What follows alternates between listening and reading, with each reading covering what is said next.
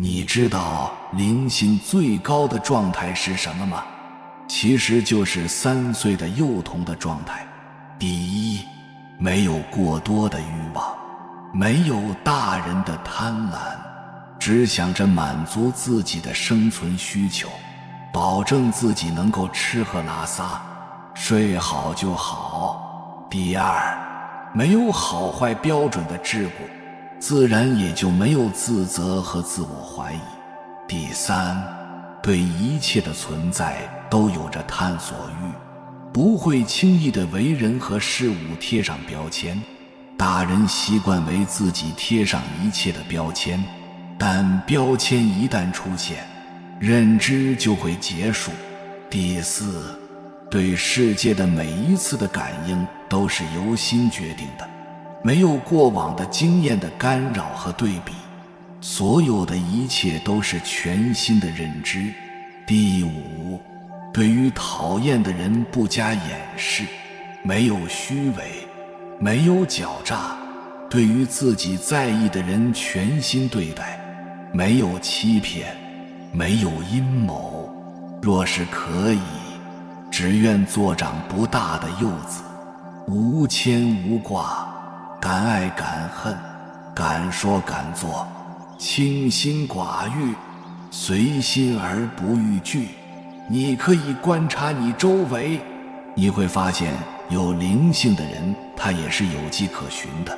比如说他们喜欢读哲学，看心理学，甚至是玄学，他们学这些东西比一般人要快，要有天赋。再比如说他们的眼神，有时候有点特别，又清醒又冷漠，有点俯视人间的感觉。这其实不是因为他们真的高冷，而是他们对一切的运作都有了然于心的感觉，它能容纳的东西太多了。再比如说他们可能也有点不合群，人缘可能也不会很好，但是对朋友很真诚的。再比如说呢，他们对人的人品的感知力是很强的，这有点像看破天机的人，往往不用说一句话，他们就知道对方是一个什么样的人。其实多数情况下，有灵性的人从小都接受了很多来自于这个社会或者来自于他父母的负能量，他们的认知跟现实世界的运行会产生大量的摩擦，所以他们其实更容易抑郁。当然还有一点是共同的，就是他们会是一个终身的学习者，他们对宇宙的好奇程度是远远高于一般人的。现在我们就来探讨这个话题。这个影片有点长，建议你耐心看完，一定能让你感觉到灵性觉醒的力量。所以请先放下手头的事，仔细地聆听。生命的层次是来自于能量场的高低贵贱，能量场的高低强弱决定了一个人的格局。所有的能量形式的变化都是在为了一个终极的目标——圆满。当一个人拼命地去追求高级的能量场，会发现生命的圆满与能量场无关。那么接下来考验他的就是种种的痛苦和挑战。所以一切接近于灵性的人都是那么的不幸。佛家说，人生拥有着各种各样的苦，一个人的从小到大全部都是伴随各种不安而成长的。如果你真的会观察一个人，当你去对视一个成年人的眼睛，你会发现成年人的眼睛里会充满着各种各样的病态。毕竟世俗之中干净的灵魂太少了。当一个人进入了青春期，开始发育了以后，他的烦恼就会随着身体能量的落儿到来，渐渐的，他这些污浊之气就会像病毒一样的去吞噬他的灵魂，以至于成年人的眼睛里都会充满了各种各样的垃圾。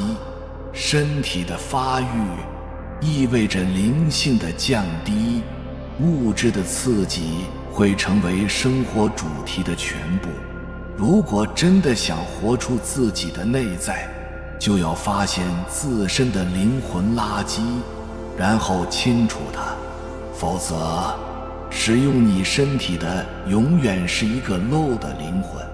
我们日常生活中所接触的人，用一个不恰当的词来形容，多数都是比较漏的。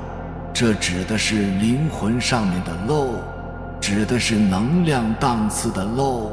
因为能量档次高的人是不需要与人为伍的。先不要去管别人的能量场有多强，首先要来看看你自己的能量场是怎样的。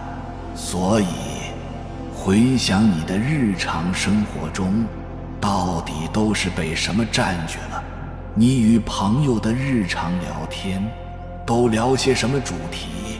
如果这些话题是你的感情、你的事业、吃喝拉撒、你的不良嗜好、吃喝嫖赌抽、家长里短、娱乐、八卦、情色，无论是别人主动与你聊这些，还是你主动与别人聊这些，只能说明你的能量点在这里，也决定了你的本身是一个什么样的人。如果你日常的关注点定格在这些事情上面，那么你想提高你的能量场很难，因为这些关注点成为了你的格局，羁绊了你。这也就是普通人的格局，普通人的生活。你的家庭是普通人，你的父母、同事、你的朋友，全部都是普通人。普通人的聊天方式，全部都是站在一个以自我为执着心的出发点，然后衍生出话题。所以普通人的生活中总会有家人和朋友来成为他们的绊脚石，阻碍他们的发展，来阻碍他们的成长。这些阻碍都是真实的，但是一旦你把这些阻碍回归到你的内在，你会发现其实这些阻碍全部都是来自于你一个抗争的心。是你的心先出了问题以后，你才会把家人朋友的问题当成你的问题。毕竟人最难突破的阻碍就是自身的格局，因为人们执着于物质世界的七情六欲，执着于物质世界的琐碎小事，这使得他们灵性意识的程度会很低。我们身边的人决定了我们的格局，也决定了我们的自身价值观。我们自己本身的格局也决定了你的身边都是什么人。所以绝大多数人他都是一个普通人，可见这个世界之中绝大多数人都是普通人。所以请不要和我说什么地球频率扬升的理论了，除非你有能力改变得了普通人的意识格局。老子没有做到，释迦牟尼没有做到，耶稣没有做到，苏格拉底没有做到，可自然可以做到。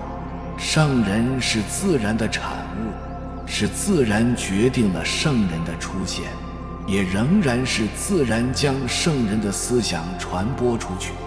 圣人可以做的仅仅是顺其自然，自然而然。虽然人分3、6、9等，为了能够更为清晰地来阐述，我们把人类不精确地分为2个档次，在这里就拿一个定义来区分他们的异同吧。普通人每天不求上进地活着，追求物质层面的提升、安逸等死，所执着的都是与自身相关的一些东西。上等人可以实现他们想要的东西，他们更为注重的就是名望、地位、面子等。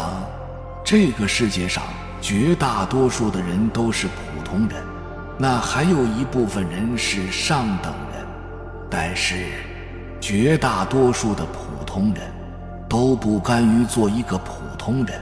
每一个普通人从小都拥有着各种各样的梦想，都幻想着自己以后注定不平凡。你的关注点在哪，你就是一个什么人。你的关注点如果是吃喝拉撒、情色、娱乐、八卦这些家长里短的事，从这些关注点上来看，你就注定是一个普通人。普通人想的都是我没钱，我缺爱，我感情不顺，并且他们会把这些事情找一个东西去责怪。他赖自己没有钱，赖自己感情不好，他们以为是外在的原因导致了自己什么都没有。其实普通人真正缺的是什么？普通人对比上等人，没有上等人的格局，没有上等人的意识和生活习惯。所以如果想摆脱普通人的标签，你需要不断精进地去往上走，将你思考的方式改变，将人脉圈子提高，不去执着那些无用的琐事，你的格局就会自然自身就会提高了，然后你就会变成一个上等人了。你想从普通人变成上等人，你需要像修行人一样，日复一日精进地去提高自己的格局，改变自己的气质，改变自己的性格，改变自己的惯性。千万不要说什么钱够了的人就开始讲情怀，一切都是因为自身具备了条件，使得自己拥有了这样的气质，有了这样的格局，所以钱就来了，勤快就来了，思维意识就来了。这话并不是市场上的成功学。当你真正的可以将自己的格局提高，你就会从一条泥鳅变成了一条龙，真正的成为一个上等人。然后你接触到的人脉全部都是上等人，而你的朋友圈子也自然而然的都是上等人。但是你会发现，这些上等人他们日常聊天不聊这些情色八卦，不聊这些生活中的琐事。上等人他们爱的是艺术，心里有的是情怀，他在乎的是身份，他在意的是自己身上的标签。有执着就同样会有烦恼，而上等人生活中的烦恼是什么？他们生活中时时刻刻都要维护这些档次高的表现，以至于上等人的生活时时刻刻地处于紧张的状态之中。这些上等人每天为了名声，每天为了金钱，每天为了事业打拼，每天的生活都是时时刻刻地处于紧张的状态。这里有一个实为现实的真相，就是人和人之间是根本没有办法走心的。普通人有朋友仅仅是因为互相需要倾诉，互相需要抱团取暖，互相需要找一个外在的人去解决他们生活中的痛苦。因为普通人缺乏安全感，所以才会临时找一个人来填满他的恐惧。然而，上等人的关系几乎都是为了利益，他们会感觉需要维护的东西太多了，这也是上等人在乎的标签。所以当你拼命地从一个普通人修到了一个上等人，你需要面对的则是孤独。如果你指望和一个成功人士，和他谈他爱不爱你，和他谈你的身体有什么毛病，你自己心里的压力有多大，那么对不起，人家没有精力听你倾诉负能量。如果他真的能听进去你讲的这些苞米瓤子嗑，那么他肯定不是一个上等人。这是很现实的事情，因为上等人的格局就决定了他不会对这些东西感兴趣的。对于上等人而言，需要面对的是孤独，因为他们所拥有的一切是不允许与别人分享的，也没办法与人分享。毕竟这个世界上有那么多的东西是不允许与人分享的。钱没有办法与人分享，爱人没有办法与人分享，权力没有办法与人分享，地位没有办法与人分享。他们所交的朋友的目的都是为了维护和巩固他们所拥有的一切。学会独处是一个上等人必须经历的，你必须要承受这些孤独，守得住这份孤独。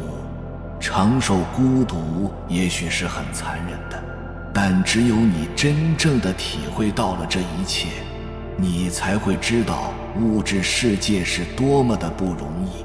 在这其中，你需要日复一日的精进，日复一日的小心，日复一日的守护，并且时时刻刻都容易被打回原形。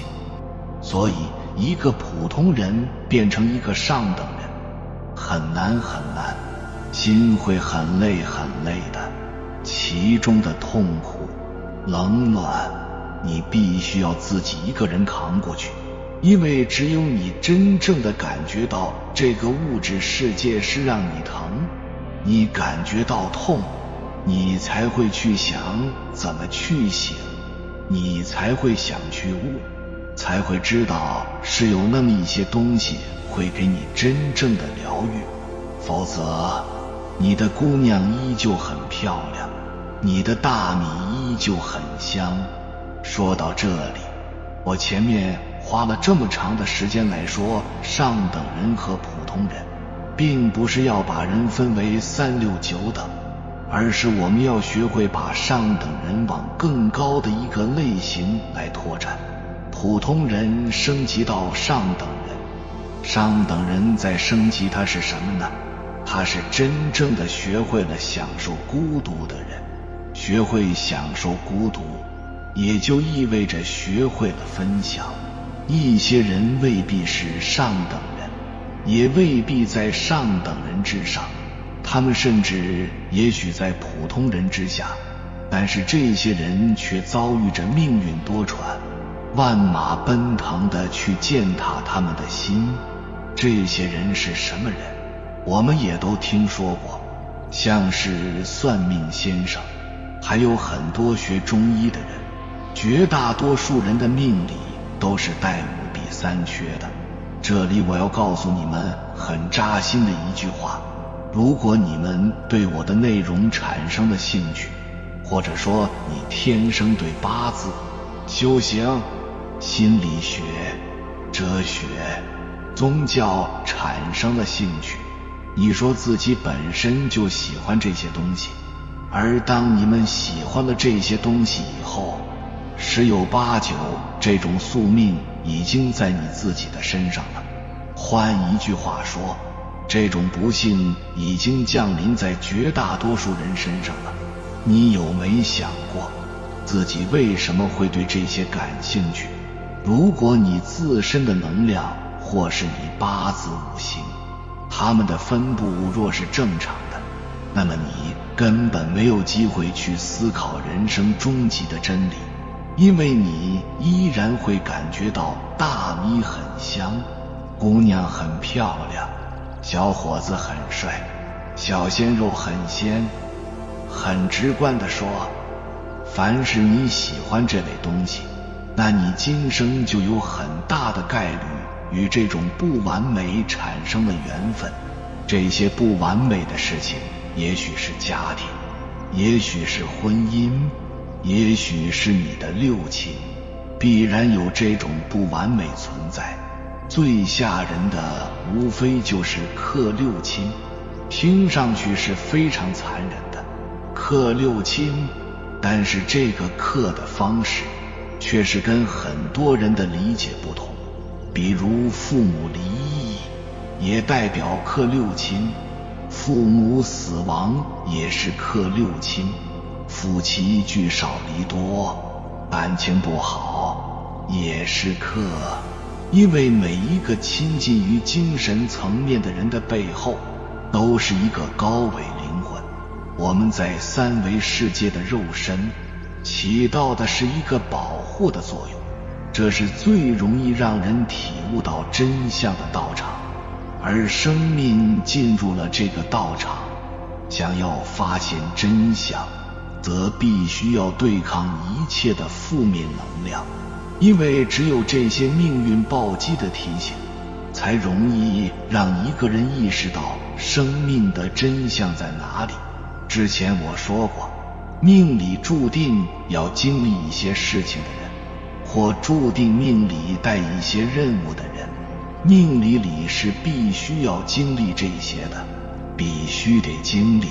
命运会给你这个过程，捅你一刀，不让你死，把伤口包扎上，然后再把伤口撕开，再捅你一刀，反反复复地让你受折磨，到最后命运都会给你一丝希望。如果这个世界不残忍，你根本没有办法担得起这份担当。所以当命运决定给你一些颜色看看的时候，你是有两个选择的。第一个选择是，你等待命运扇你一巴掌，你的生活很糟糕，你的命很差，糟糕就是糟糕，差就是差，你努力也没有什么用。等待命运扇巴掌的感觉，就像是一个已经被判死刑的犯人，在等待死期到来的时候，时时刻刻都恐惧身体要经历的这些事情。我说的很现实，很残忍。很多人的八字都有一定的不完美，很多人在节骨眼上，他们干的都是什么？等待死刑来临的那天，如果你消极，你天天执着于八字，执着于我的命怎么这么差，那其实你就是在等着灾难的到来。你还有第二选择。第二种人是什么？先找点颜色来看看，看看命运注定要给你的颜色到底是什么样，也就是你主动的去拥抱这个颜色。首先你要学会的就是不依赖别人，自己享受自己的美好。等到命运还没有给你颜色的时候，你已经开始主动的去拥抱这个不完美了。其实这也是一件很好的事情，因为当你真正的拥抱这种不完美的时候，你才会发现生命的一切完美其实都是来自于你主动去拥抱不完美。因为最终极的高格局的晋升是要发现自己本身就是一个普通人，也是要发现一切的伟大都源自于普通和自然。科学早已揭示出，宇宙间万物的本质是能量，宇宙中的一切都靠能量的转变而运作。爱因斯坦的智能方程式说明，万物的本质就是能量，可以肯定地指出，宇宙中的一切事物和一切现象，都是能量或能量的不同表现形式。显然，看得见的事物和看不见的事物都是能量，听得见的语言和听不见的语言都是能量，能够理解的思维和不能理解的思维都是能量。宇宙中的一切都是能量，一切实体的物质和非实体的事物，一切可知的存在和不可知的存在，一切可见的现象和不可见的现象，一切能够观测到的运动和无法观测到的运动都是能量。这就是我们所处的环境、世界、宇宙。科学家认为，宇宙中的能量不曾创造，也不曾灭，不会生，也不会灭，不曾增加，也不曾减少，不会增加，也不会减少。能量只会变化，能量永远存在着，不停地变化着，以多种方式传播着。那么，能量存在、运行、传播的主要形式是什么呢？是振动。科学家发现，物质颗粒振动是物质世界中的绝对真理。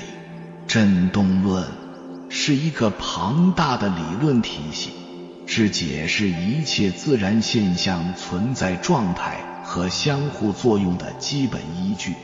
人类已经知道，一切物质都是由该物质的基本颗粒组成，所有的基本颗粒和各种破碎的碎块都是永恒地处于一种振动状态。所有的能量交换都是由宏观物体的接触、碰撞和微观颗粒的振动、碰撞来完成的。自然界所有的各种现象和科学家的理化试验结果都无法逃脱这一规律的制约。现代科学还告诉我们，人的生命是一个错综复杂的能量体。那么，我们的生命中包含哪些类型的能量呢？概括地讲，生命能量包括有形的物质能量和无形的意识能量与灵性能量，而且在一般情况下，无形能量比有形能量更加具有威力，更加具有高层次的力量和功能。那么，人的生命能量具体是以哪些形式存在呢？很显然，从生命本身存在的层次和构成角度看，生命能量存在于生命的上述6大层面之中。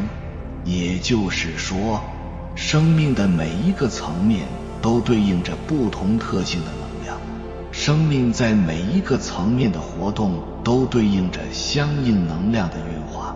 进一步高度概括，生命能量是以身、心、灵3个大层次的能量形式存在的。根据现代生物科学的研究结果，我们已经知道，身体内部的有形能量及物质能量的传递是从分子到分子的，从细胞到细胞的，速率是每1秒钟约1厘米，而且每一次传递都有明显的损耗。大道至简是宇宙万物发展之规律，是中华文化之精髓，是中华道家哲学，是大道理极其简单，简单到1、2句话就能说明白。所谓真传一句话，假传万卷书，万物之始，大道至简，演化至凡出自老子的《道德经》。大道至简不仅被哲学流派道家、儒家等所重视，也是人生在世的生活境界。大道至简，大道无形，大道无法，这是一种大道自然、返璞归真的高级公态。在这种清净无为、忘我无私、天人合一的状态中，不求长功，功力自然上涨；不求治病，身心自然调整；不求功能，功能自然显现。你不求大小周天，百脉自然畅通。最深刻的真理是最简单最普通的真理，把最复杂的变成最简单的，才是最高明的。最伟大的人仅仅因为简单才显得崇高。大道至简，人生亦简。开悟深奥了就简单，简单了才深奥。从看山是山到看山不是山，看山还是山，境界不一样。从简单到复杂，再从复杂到简单，就是升华。生活的意义在于简单。人修炼到一定程度，会淡薄一些事，会变得简单。你可以理解别人，但别人不一定理解你。其实人不在理解，在认同。精于心，简于行。拷问灵魂，这是人的终极问题。简不仅是一种至美，也是一种能力，一种境界。看透了不说透，高境界。朦胧的看，心透，透非透，知未知，故意不看透，才是透彻。知道事实看不透，就是透。透彻后的不透彻，明白后的不明白。难得糊涂是真境界。大道至简是做人的智慧。做人做事要将一件复杂的事情化为简单，那是需要智慧的。将繁杂的事情回归到简单，要有智慧，能力也要有决心。有智慧的人都喜欢大道至简，因此功和利不可趋之若鹜，名和财不可为之所累。淡泊以明志，宁静以致远。我们要简简单单的做人，踏踏实实的做事，用智慧化难为简，为名利尽抛宠辱。清纯似儿时天真的童真，朴实如父辈耕耘的沃土。只有心情平静的人方能视尽斜阳照虚落，穷巷牛羊归的悠闲。听闻和风送秋气，竹露滴清响的天籁，感受那空山不见人，但闻人语响的空旷。陶渊明就是这样的人，所以他能够吟出采菊东篱下，悠然见南山的绝句。欧阳修也是这样的一个人，所以他在谪居时仍能悠然自得地写出醉翁亭记。大道至简，人生亦简。简不是物质的贫乏，而是精神的自在。简不是生命的空虚，而是心灵的单纯。大道至简是最高的道理，往往是最简明的。人要学会简单，简朴生活，简洁行事，放下自己的私心杂念。当超出自我欲望的牢笼，当真正忘记自己的思想，忘记自己的意识，进入忘我忘物的状态，人生的凡出于惑，以人抗拒诱惑，以致解除困惑。不惑才是人生由繁入简的标志。弱水三千，我只取一瓢饮，人生百态，须当从一而终，乐以忘忧，简以存真，才是人生的大道至简。有个大道至简，平常心是道的故事。一个行者问老道长：您得道前做什么？老道长说：砍柴担水做饭。行者问：那得道后呢？老道长说：砍柴担水做饭。行者又问：那何谓得道？老道长说：得道前，砍柴时惦记着挑水，挑水时惦记着做饭；得道后，砍柴即砍柴，担水即担水，做饭即做饭。老道长和行者的对话让我们开悟，许多至高至深的道理都是含蕴在一些极其简单的思想中。大道至简，人生亦简。1000个人有1000种生存方式和生活道路，走过岁月，走过生活，心里有许多的感慨。一切放下，一切自在，当下放下，当下自在。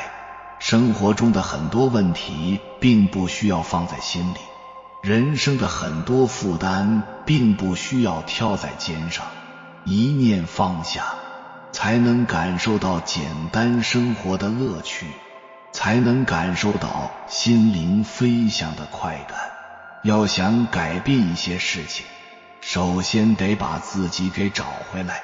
我们都有潜在的能量，只是很容易被习惯所掩盖，被时间所迷离，被惰性所消磨。我们应该记住该记住的，忘记该忘记的，改变能改变的，接受不能改变的。我们要用最少的悔恨面对过去，用最少的浪费面对现在，用最多的梦面对未来。天地之道，简易而已。人生苦短，诸事不想太复杂，简单生活。人生这部大戏一旦拉开序幕，不管你如何怯场，都得演到戏的结尾。成长过程中最大的挑战在于有些路段只能自己寂静地走。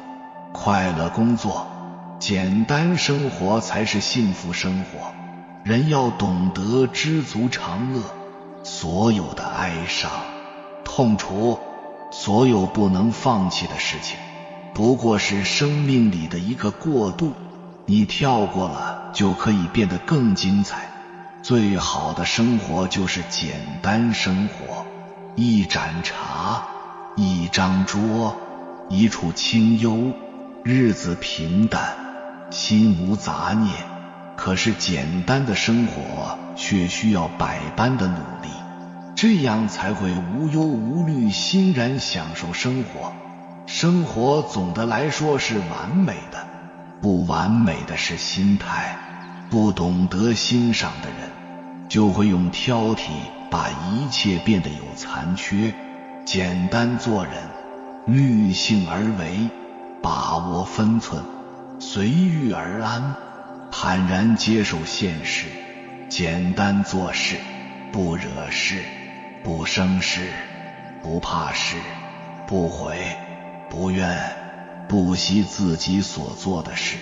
人生就是一场漫长对抗，有些人笑在开始，有些人却赢在最终。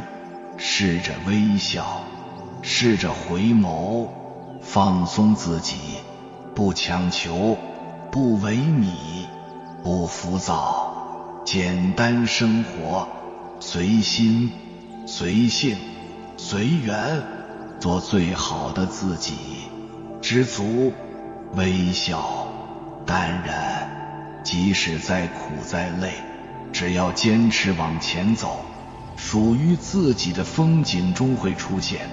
生活容不容易，关键看你怎么活。处境在于心境，心境改变了，处境也会改变。你向生活要得越多，你就会变得越紧张，越复杂，生活也就越不容易。反之，你对生活要求的越少，就越容易满足，越容易快乐。江山明月，本无常主，得闲便是主人。大道至简，活在当下，知足便能长乐。误入无怀之境界，一轮之心月独明。尽显心境之境界，心境自然从容洒脱，池心若水，笑面人生，更现心境之魅力。人生在世，平淡才是最真，静默才是最美。生命里最持久的不是繁华，而是平淡；不是热闹，而是清欢。保持一颗童心，不开心的时候，心无遮拦地向朋友倾诉烦恼；开心的时候，肆无忌惮地开怀大笑。也许所有的忧愁会在倾诉中流走，所有的紧张会在大笑中释放。像孩子一样，简单生活，快乐生活，保持心灵原生态，一切都是美好的。生命里总有一个故事，想讲述却难以开口，就这样在心底渐渐谱成了曲。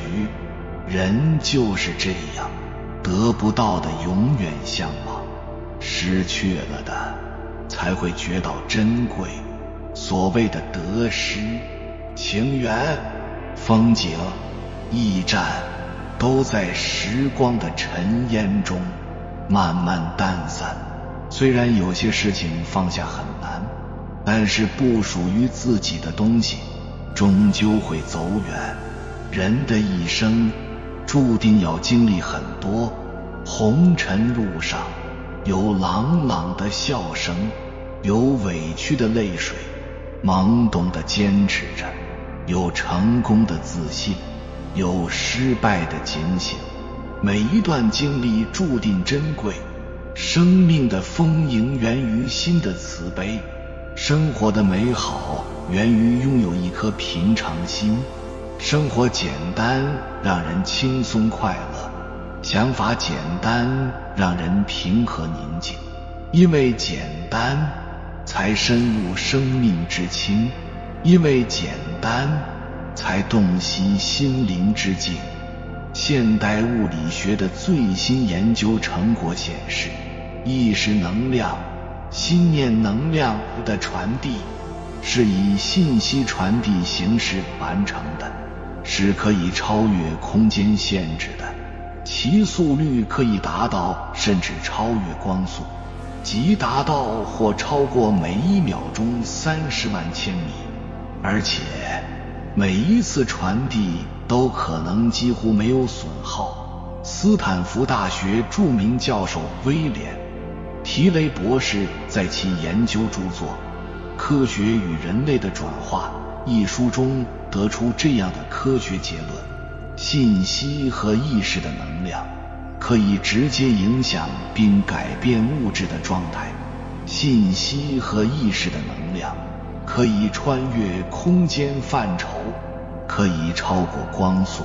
量子物理学的最新发现告诉我们，灵性能量的传递是以生命之最高智慧、宇宙智慧形式完成的，其速率是可以远远超过光速的，即每1秒钟大大超过30万千米，并且在每一次传递中可以丝毫没有损耗。量子物理学的研究成果还告诉我们，无形生命能量的层次和量级可以远远高于有形生命能量，可以穿越时空界限，可以穿透一切物质。每一个人都或多或少拥有一定程度的驾驭无形生命能量的能力。无形生命能量遵循着我们多数人并不熟悉的规律和法则，然而无形生命能量有时会给人们带来意想不到的作用和影响。例如，前2年杭州最美妈妈的事迹获得了无数人的赞誉和敬佩。后来有人根据最美妈妈冲过去救孩子的距离，利用物理学的方法计算了一下，惊奇地发现她当时奔跑的速度明显超过了世界短跑冠军的冲刺速度。其实这是人的某种无形能量被打开的结果。类似的神奇案例在古今中外层出不穷，数不胜数，这都是人的灵性能量在瞬间开启的现象。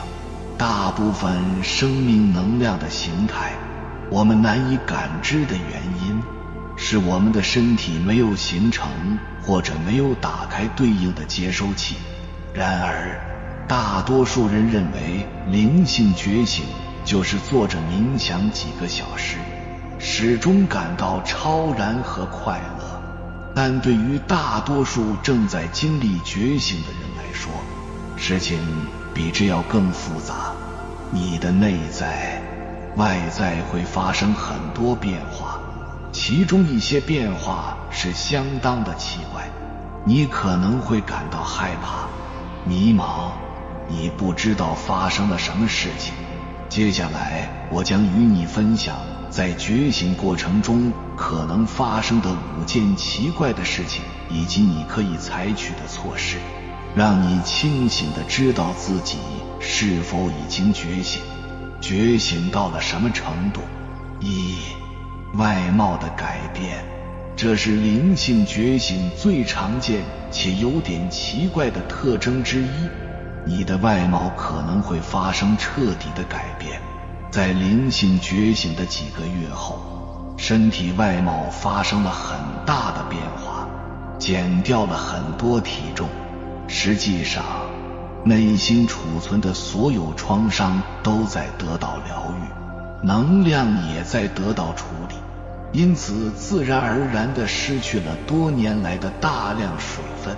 但外貌的变化可能比这更深，其中一点就是你的眼睛会发生变化，因为我们正在摆脱消极信念，消除我们身上的所有垃圾和所有低密度能量。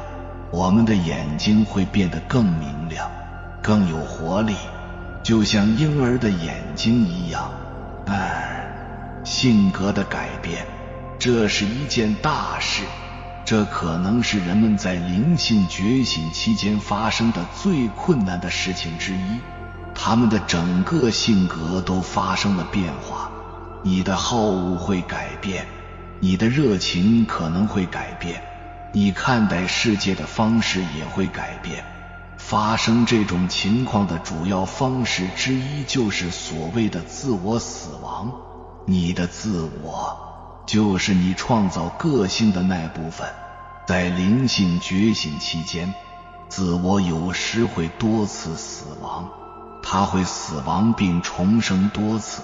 这真的很难，因为之前它就是你的全部，现在这些全部完全消失了，你会接受不了，你会有巨大的压力。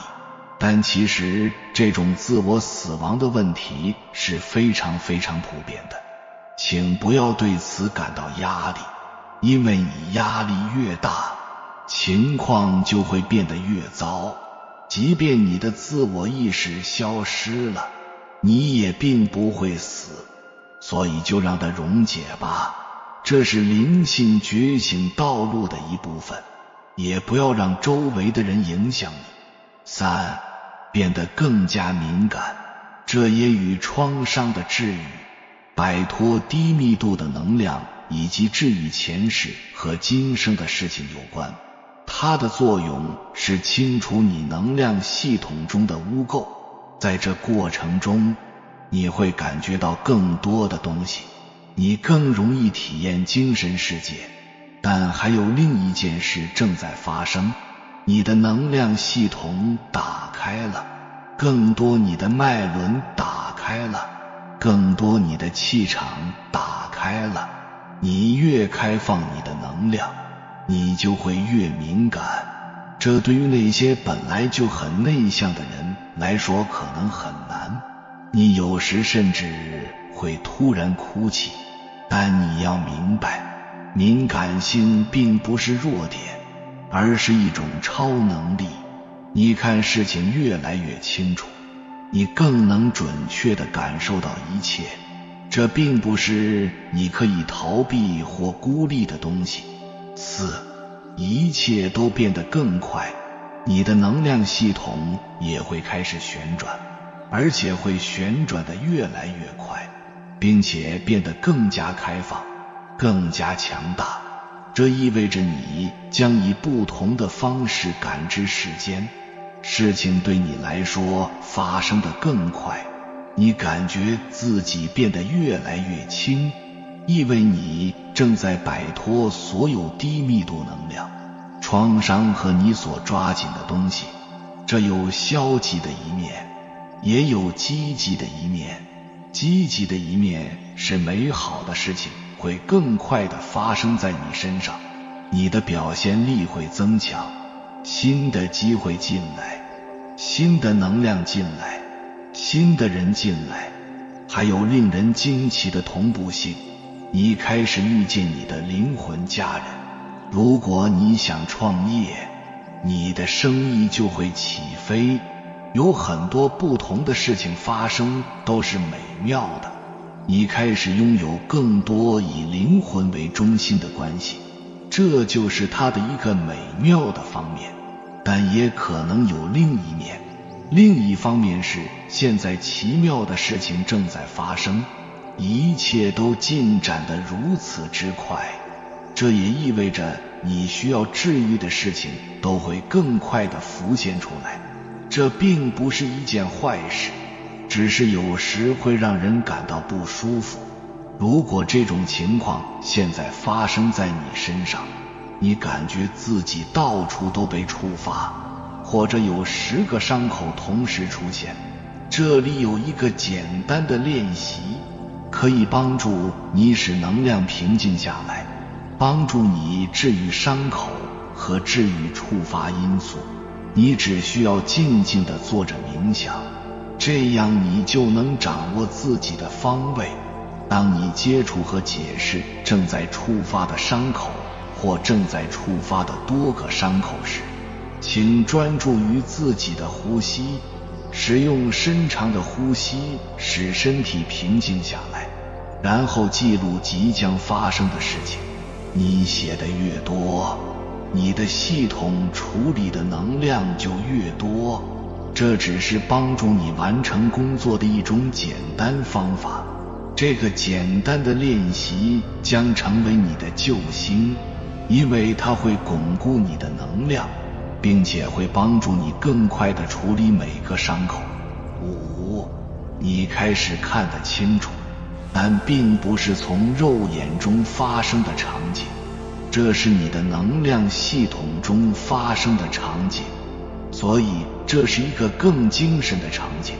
发生这种情况是因为你们的能量系统变得更加纯净，更加精致，尤其是你所有的脉轮都被激活了，那是身体的主要能量点。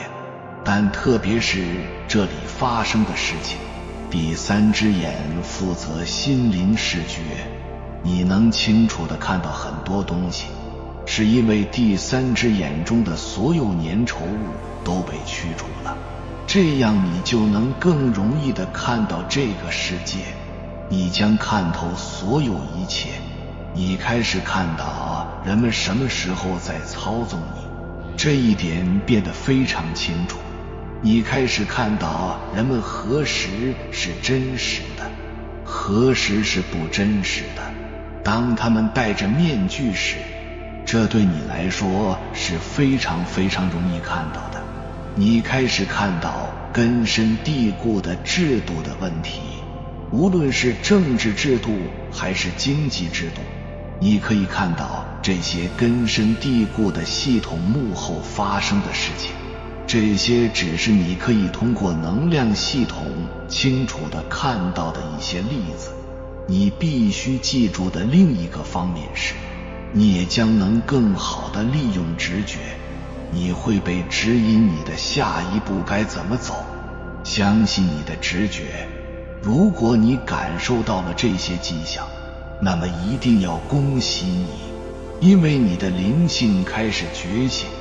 灵性觉醒是你更高维度的自我被唤醒，你开始更关注自己的内在，你的精神，你的灵魂，它们通常是你生命当中所发生的一些痛苦创伤的事情所引发的。灵性的觉醒会让你睁开双眼，看到生活当中事物的本质。灵魂频率越高的人越无法适应人群，所以处在灵性觉醒初期的人会感到孤独，与世界脱节。这是因为你开始质疑现实了，你对社交感到毫无动力，觉得这些毫无意义，那么自然而然的就将你与别人主动地隔离开来了，因为你已经沉浸在了更加了解深层本质的喜悦世界里，忽略了现实生活。当再次回归到现实世界时，你会觉得格格不入，会感到孤独，也许还会因此陷入到生活的危机里，所以你觉得自己迷失了，不知所措，觉得好像整个宇宙都把你遗忘了。但这是很正常的一种混乱状态。这个时候的你已经开始去思考3个灵魂问题。第一个，你是谁？2，你来到这个世界，你的使命是什么？3，你要去实现的是什么？这种混乱的状态会根据每个人的不同持续不同的时间，不过这对正在觉醒当中的你来说是超值的，因为你一旦弄清楚了你的目的，你就会与你的高我更加紧密地联系在一起，成为更真实的自己。你会明白，我本具足，我本真实。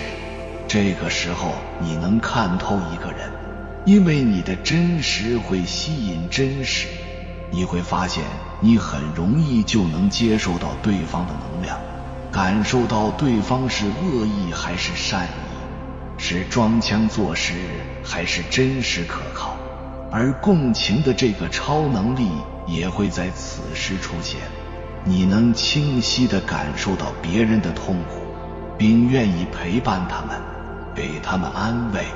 在临近觉醒的旅程里，还会使你看到的每个生命的精神层面，特别是对于大自然，任何对大自然产生伤害的行为都会使你感到厌恶跟愤怒。为什么呢？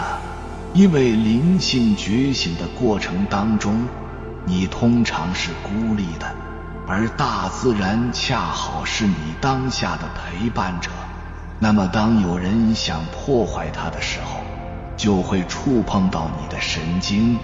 灵性觉醒意味着精神的升华跟改变，一方面是因为你的高维在呼唤你做出改变，改变你所有的不好的、不健康的行为模式，因为只有这样你才能适应跟接受更高层次的意识。而另一个则是你开始渴求改变，因为你知道你将会走上一条与之前完全不同的路，而这条路让你充满了喜悦跟满足。你知道你变了，变得更加有智慧，内心也开始变得更加强大。你有足够的信心去应对一切的未知和挑战。在临近觉醒的最后，你会对自己是谁有更深刻的认知，会带着更大的欣赏跟爱去面对生活当中的一切，而临近升华更是你振动频率的提升，这同样会让你跟宇宙有更大频率的联系，也更容易让你的吸引力法则成为现实，因为你终于明白生命对你来说意味着到底是什么，而这也会吸引更多的积极事物来到你的生活当中。你可以在这个过程当中有一种你能够掌控全局的过程。当然有时候你也可能会有一种感觉，懂得还太少的这么个感觉，但无论怎么样，当你产生了这些感觉的时候，都在说明你已经在往上走了，你已经到达了觉醒的边缘。这个时候你要做的是保持自己正能量的心态，继续你之前能够让你进入这个过程当中所做的那些正能量的事情，比如说看书，比如说学习，比如说跟高能量的人去请教，然后你就会从这个状态当中继续提升，直到有一天你有一种幡然醒悟的感觉，别人看来你没有什么变化，然后你就进入到看山还是山，看水还是水的境界。到了那一天，你已经改变了。有缘之人，感谢你看到最后。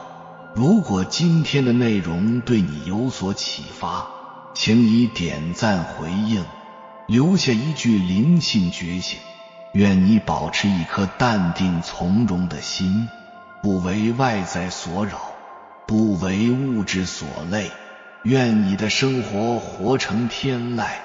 还没有订阅频道的，请点击右侧的订阅按钮，与我们建立更深的连接。随缘加入会员，与同频之人共修福报，随喜转发，积累无量功德。